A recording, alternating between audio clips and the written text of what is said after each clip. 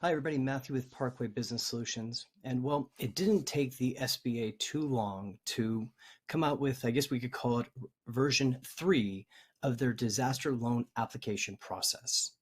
Now, if you watched our first one, you'll know that right after that, almost about 2 days later, they immediately changed it over to a PDF version. And now we are bringing you the third version, a new web form as well. So if you're still going through the process to sign up for an SBA loan, you'll definitely want to tune into this video as we go through the new online web portal for the SBA disaster loans.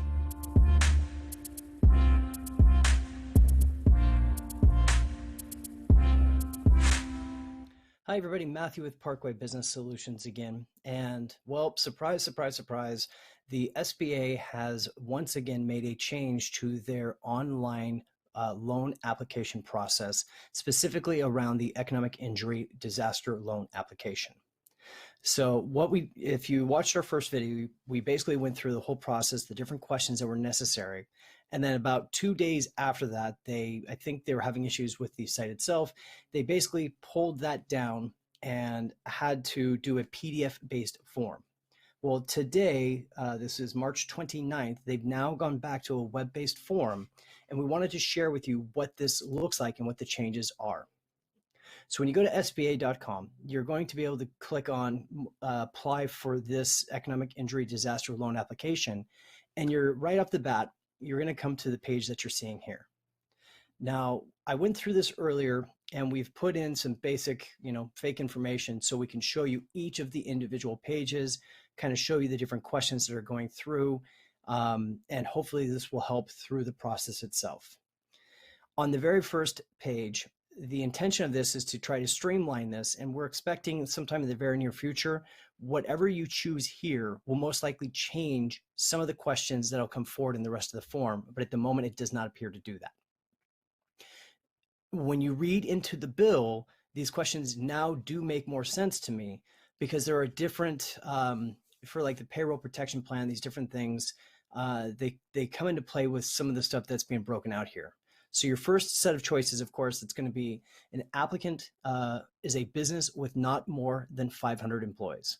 So this will most likely be the majority of the businesses out there that are applying.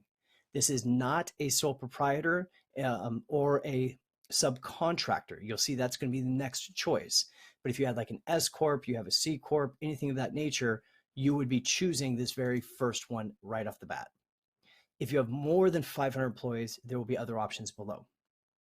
So as we said before, the second one here, applicant is an individual who operates under a sole proprietorship with or without employees or as an independent contractor. So if you are that independent contractor, a 1099 type person, most likely this is the one that you would be choosing at that point. So sole proprietor, I believe this would even be like limited liabilities. If you're doing a limited liability filing as an S Corp, becomes a question. I believe that would actually be the top one. Again, as I should put the disclaimer, we are not CPA certified public accountants and we are not lawyers. So we advise that you reach out to the appropriate person to get the appropriate answers to your entity type. Applicant is a cooperative with not more than 500 employees. So cooperative be a different group of peoples that kind of combine together to create something. There are grocery shops and such that do this type of a thing. It would be something of that nature. Employee stock ownership plan. So if, again, trying to give a good example of this, we actually have a grocery store, I believe it's called Sprouts, which I think is based off of this where, I'm sorry, Winco. Winco is a great example of that, where the employees actually own stock in the business. That would be something of that nature, I believe. Applicant is a tribal small business concern. So if you're a tribal business, you would choose the appropriate one there. The next one, of course, is part of an agricultural cooperative, aquaculture enterprise, nursery, or produce cooperative that is small under the SBA size standard found with the link. This comes into play actually pretty heavily in the new CARES Act when they're talking about the sizes of the different companies, and certain companies, they refer back to the size standards. So you're going to see more of this as you're applying for different loans and such in the future. Applicant is a business with more than 500 employees. That is small under, same kind of concept.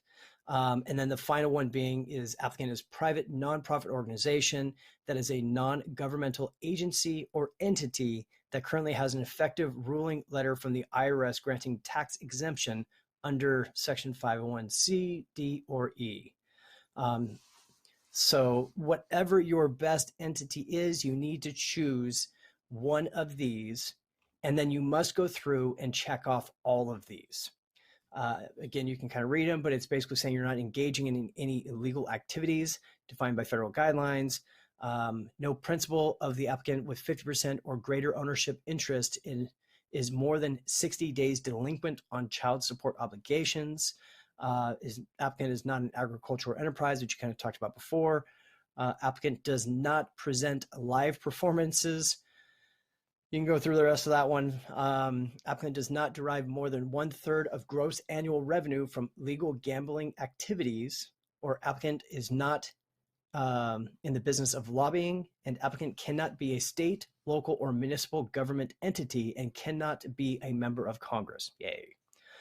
Once you have checked all of these off, boom, boom, boom, boom, boom, you then would be able to go to continue. Okay. Now on this screen here, I've gone through and I've filled in a whole bunch of basic fake data that's inside of here. And I'll even go back to the other one. So you'll see that at the moment, the questions really do not vary. Obviously, there are specific ones that are asterisks that you'd have to answer. So we'll focus on those, of course, of your legal name, your trade name, your DBA, of course, your EIN for the business, or an SSN for a sole proprietor. You will have to choose your organization type as we had to do before. And you can see from your choices there. Is the applicant a nonprofit organization? Yes or no? Is the applicant a franchise? Yes or no? And then here, gross revenues for the 12 months prior to the date of the disaster. And now this is interesting. It's actually putting the date of the disaster as January 31st, 2020. So you would be looking for the 12 months prior of that. So a profit and loss would provide that to you. And then it's also asking you for the cost of goods sold for that same given period. It also wishes to know about rental properties. So rental, that could be residential and or commercial, and the lost rents due to the disaster. So most likely, most businesses will not necessarily have any of that. But if you do, you would, of course, put it there. Nonprofit cost of operations for the 12 months prior. So again, these are the kinds of questions when we're seeing this nonprofit, we expect will probably get removed when they start to streamline this form. So if it's not there when you do this in the future, you probably know why.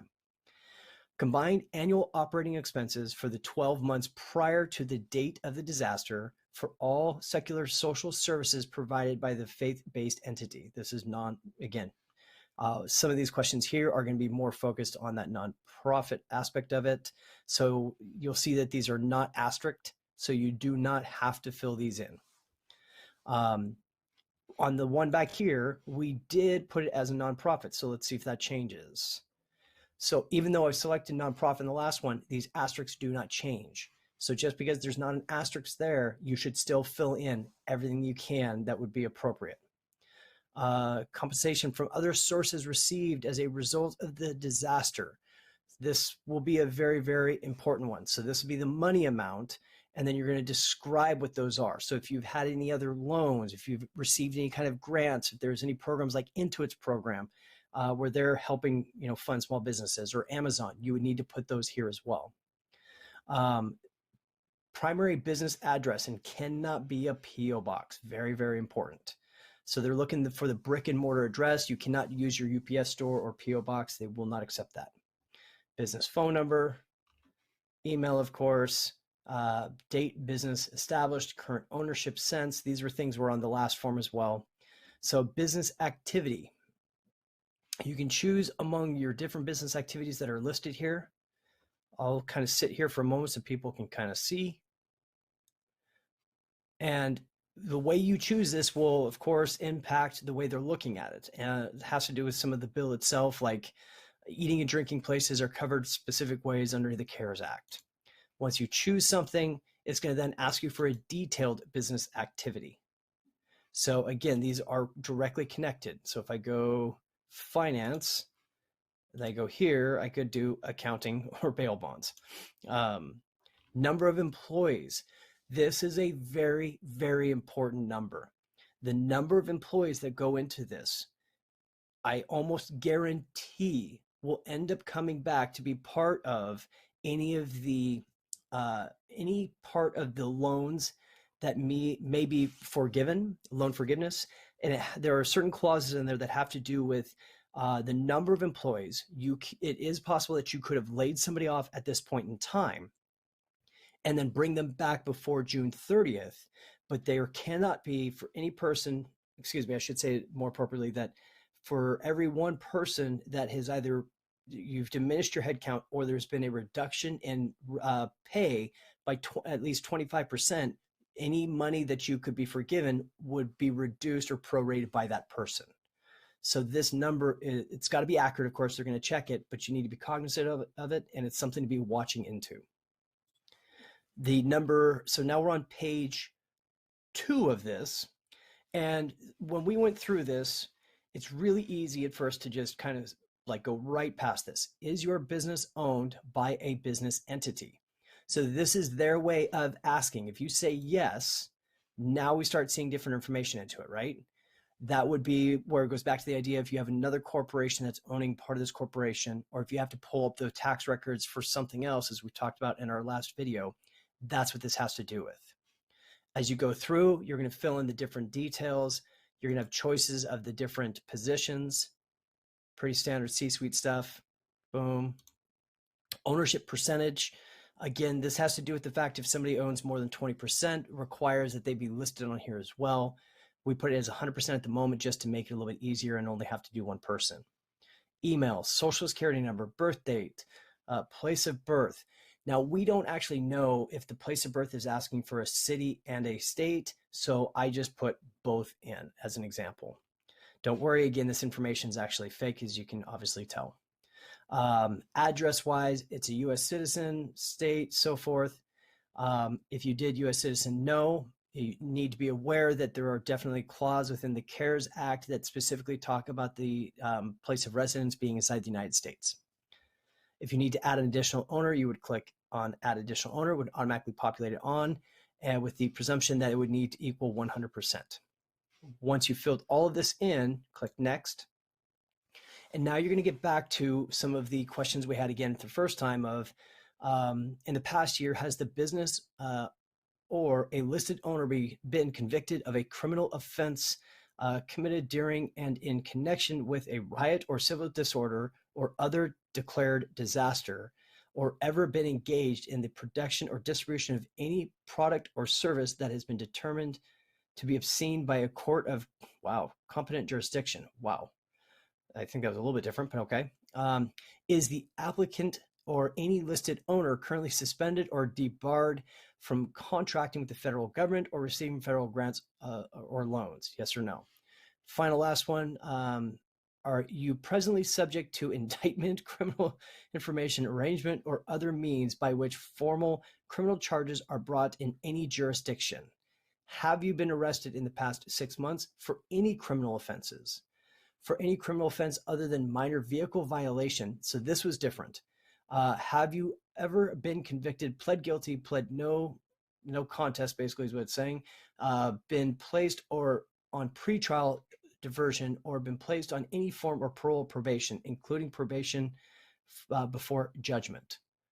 So again, even if these are yeses, you should still fill this in, go through the process, make sure to fill it out, still apply, okay?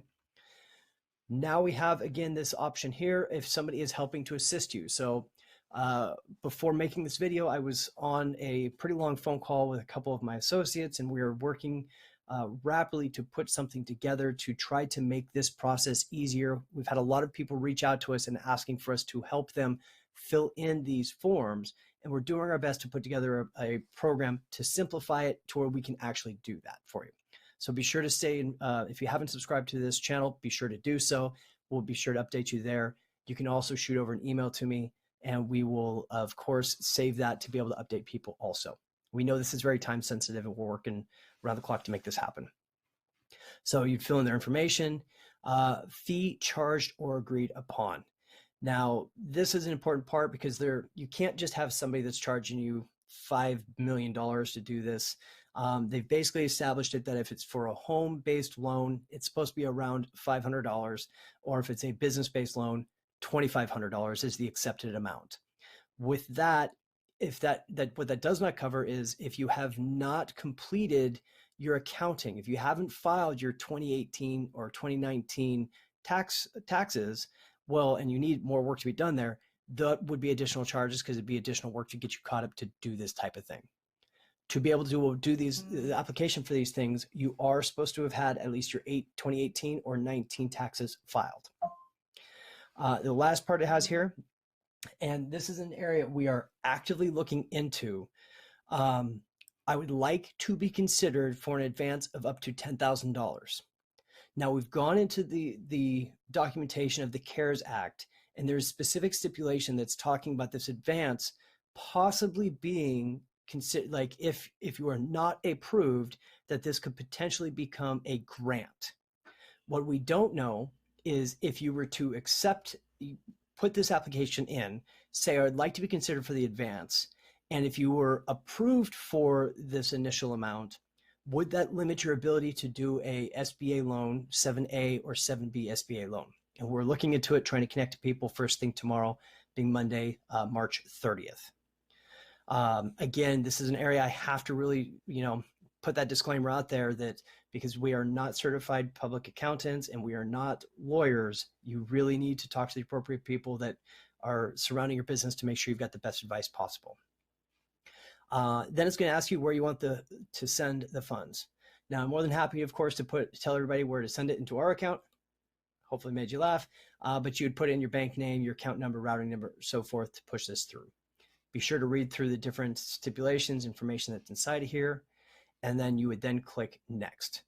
Now, on the next field, which I can't fill this stuff in, would take you to your summary and would then, at this point, push through and complete that part of the process. There are additional forms that we talked about the last time, which are not addressed here. Specifically, like the request for taxpayer transcripts is not here, is a big one. So we're expecting to see more changes coming to this pretty soon, but I wanted to do this update video so at least people recognize there was an additional change. We are actively on these things. I wish we had more information immediately, but we do hope this helps. I've recently finished up a presentation that is focused on the payroll protection program that they will have, and we'll be doing videos of each of the different sections, basically trying to break down each section of the primary bill to make it a little bit more digestible. So be sure to subscribe to this channel if you haven't already. Thank you to all of those who have recently. We hope we continue to provide you extra value. And if you do have other questions, please feel free to reach out. My email is mfulton@parkwaymail.com. That's M as in Matthew, FULTON @parkwaymail.com. You can also call us at 805-419-9197. And as always, here's wishing everybody a very successful and healthy week.